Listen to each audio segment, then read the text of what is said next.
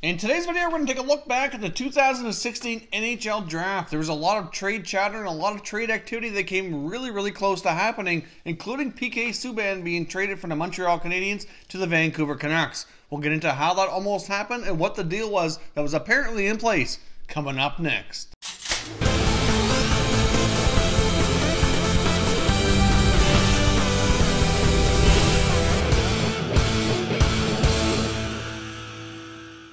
Hey everyone, and welcome back to another video here at Top Shelf Hockey. If you're new to the channel, thanks for stopping by. We review and discuss all 31 NHL teams, so if you're a huge hockey fan, consider subscribing and clicking the bell so you don't miss anything. So as I mentioned off the top, sometimes it's fun to take a look back here at NHL history and things that almost happened. Oftentimes when trades came close to happening, usually, a number of months or years down the road, more details emerge as to what was being discussed and what almost happened. And sometimes it's fun to take a look back here and see how things could have changed for some of these teams should these deals actually have gone ahead and taken place. Now, of course, as we know, the 2016 NHL Draft was the Auston Matthews draft, where Matthews went 1, Patrick Laine went number 2. There wasn't really a whole lot of debate over who was going to go 1 and 2. It was pretty much known as the Matthews draft. Of course, behind him was a couple of the Finnish players like Laine and Jesse Puljujärvi that was, for the most part, by most NHL teams ranked 2 and 3 respectively going into this draft. Now, of course, there wasn't really a whole lot of trade chatter going on for the first few selections, but after that, picks 4 through 9, there was certainly a lot of trade talk, a lot of activity taking place, and a few deals that almost happened. Just to give you a quick refresher here, I'm going to put up a graphic on the screen and we're going to go through who the actual top 9 picks were. Now, of course, the actual draft went down as follows. Auston Matthews to the Toronto Maple Leafs at number 1. Patrick Laine went number 2 to the Winnipeg Jets. Columbus Blue Jackets surprised a lot of people and took Pierre-Luc Dubois at number 3. The Edmonton Oilers then selected Jesse Puljujärvi with the number 4 pick. At number 5, the Vancouver Canucks then selected defenseman Olli Juolevi. At number 6, the Calgary Flames took Matthew Tkachuk. The Arizona Coyotes with the number 7 pick selected Clayton Keller. At number 8, Buffalo selected Alex Nylander. And at number 9, Montreal Canadiens selected Mikhail Sergachev. Now, of course, I only looked at the top 9 picks there because all the teams involved that we're going to discuss here today were in those top 9. Some of this information recently came from the Elliot Friedman 31 Thoughts podcast, where he recently interviewed Arizona Coyotes general manager John Chayka, and they kind of got discussing some of the moves that he was most proud of and some of the discussions he's had here over the years. Of course, the 2016 NHL Draft was his very first draft. He had just been named the new GM of the Arizona Coyotes not long before that. So according to what was being told here, there was all kinds of trade chatter going on the draft floor. Basically, picks 4 right down through 9, there was a lot of talk in between a lot of those teams, including the Oilers, the Flames, the Coyotes, the Canucks, and the Montreal Canadiens, and there was different deals being had. Now, John Chayka revealed in the podcast interview that he had Clayton Keller ranked as high as number 3, and the Coyotes were trying to move up in order to land Clayton Keller, which they ended up getting him anyways at the number 7 selection. So for what they were looking to do, it all kind of worked out as planned, or what they were hoping for. And of course, they were later able to make a trade further down into that first round and select Jacob Chychrun after they made a deal with the Red Wings and then to take on that Pavel Datsyuk contract. So John Chayka was very pleased for the Coyotes draft and their selections, but the Coyotes were having talks with the Oilers for the number 4 selection and maybe moving up and the Oilers dropping back. But like I said, the big part of this was that the Montreal Canadiens at number 9 were looking to move up and apparently had a deal pretty much all in place here with the Vancouver Canucks and their number 5 selection. Of course, the Montreal Canadiens apparently really wanted Mikhail Sergachev as well. They were trying to move up. Plus, they were trying to trade defenseman PK Subban, who, of course, they did later trade to the Nashville Predators in exchange for Shea Weber. And once you take a look at this deal here, you can let me know which deal you think actually worked out better for the Montreal Canadiens. Now, apparently, here's how it was in place. They're ready to go down. The Vancouver Canucks were prepared to swap first-round picks with Montreal, so they'd be sending to the Habs pick number 5 overall in the draft, along with Chris Tanev and Bo Horvat. In exchange, the Montreal Canadiens would send PK Subban to the Vancouver Canucks, as well as the number 9 pick. So the Habs would get to move up on the draft. They'd also get Tanev and Horvat in exchange for Subban and their first-round pick. So, of course, that deal didn't end up taking place. It certainly would have been a game changer for the Vancouver Canucks as well as the Montreal Canadiens. Now, of course, Bo Horvat has turned into be quite a top player for the Canucks, but at the same time, they really could use help on the blue line. Of course, they have Quinn Hughes on the way now, but it certainly would change the dynamic here quite a bit. Can you imagine a Vancouver blue line with both PK Subban and Quinn Hughes. It was certainly, interesting to think about for sure. Of course, Bo Horvat could have turned out to be, one of the top centers that the Montreal Canadiens so desperately needed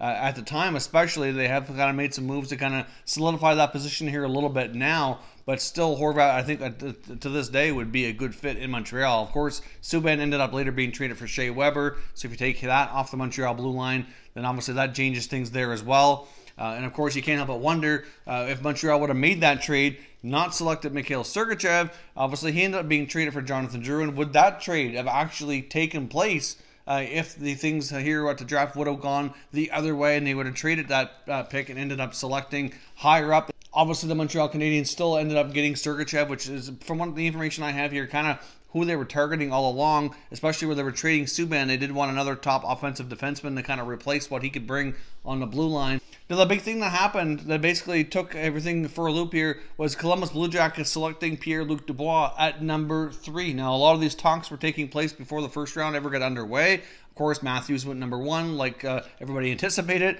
Patrick Laine went number 2 like everybody anticipated. But Jesse Puljujarvi, by most NHL teams, was projected to go number 3. The Columbus Blue Jackets did not choose to do that. They selected Pierre-Luc Dubois, obviously center iceman from the Cape Breton Screaming Eagles. And right now, Dubois is certainly turning out to be a fine player for them, but certainly not as highly projected by many at the draft like some of these other guys that ended up going below him. But by Columbus taking Dubois, that suddenly opened up the door for the Oilers to grab Puljujarvi, who, obviously, a few years down the road, we could certainly question whether or not that was the right move. But based on how they had him ranked and how many other NHL teams had him ranked, it certainly seemed to be a good idea at the time to keep the pick and take Jesse Puljujarvi since he dropped a spot. The Oilers were looking to make this deal with the Coyotes because they didn't think they were going to get him, so they were willing to move down a little bit and take their chances. So certainly the Blue Jackets kind of put a wrinkle in those plans. And of course, Vancouver then obviously had an opportunity to grab Olli Juolevi, so they decided to draft the defenseman instead of making the big trade with Montreal to bring in PK Subban. So the Columbus Blue Jackets basically kind of was at the fault here for making these other deals not happen. Had they selected Jesse Puljujarvi at number 3, like many had anticipated, these other trades likely did happen, and like I said, things would be incredibly different. Now, of course, if these deals actually went ahead, let's take a look at how that first round could have actually ended up playing out. So, of course, Matthews and Laine 1, 2, wouldn't have changed anything. Dubois ended up going 3, and obviously Columbus Blue Jackets, they had their eye on him all along. Like I said, that selection is kind of what made these other deals kind of fall to the wayside here. But if these other deals would have went ahead, Arizona would have moved to the number 4 spot and grabbed Clayton Keller. Montreal would have moved into that number 5 spot, and the information we have still leads us to believe that they would have taken Mikhail Sergachev, because obviously they're trading Subban. They still wanted a top offensive D to be on that blue line to kind of replace his production. And then next up, the Calgary Flames at number 6 originally selected Matthew Tkachuk.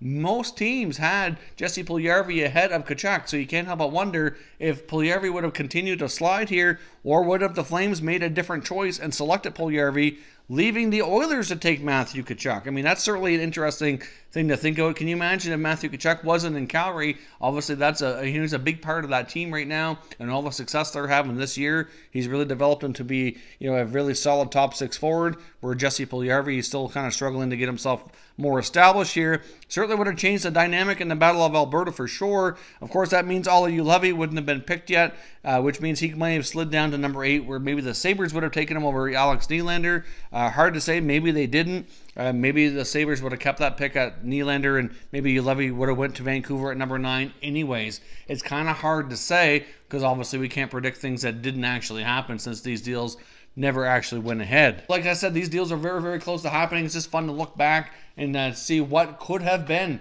with these other clubs. It would have changed a lot of the NHL landscape here, especially within the Canadian teams between Montreal, Vancouver, Calgary, and Edmonton.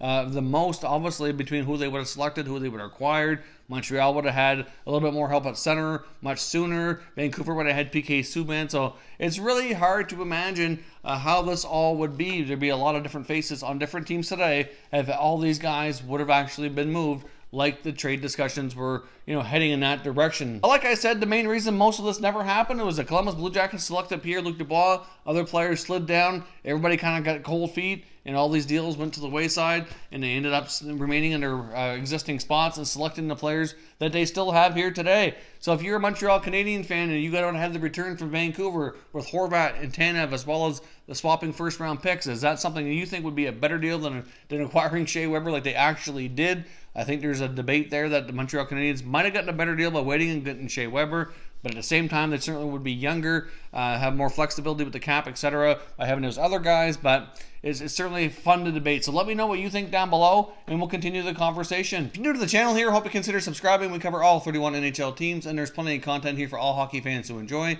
So if you're new, hit that subscribe button, and give this video a thumbs up before you go. I'd appreciate it if you did. As always, thank you very much for watching, everybody. We will catch you next time.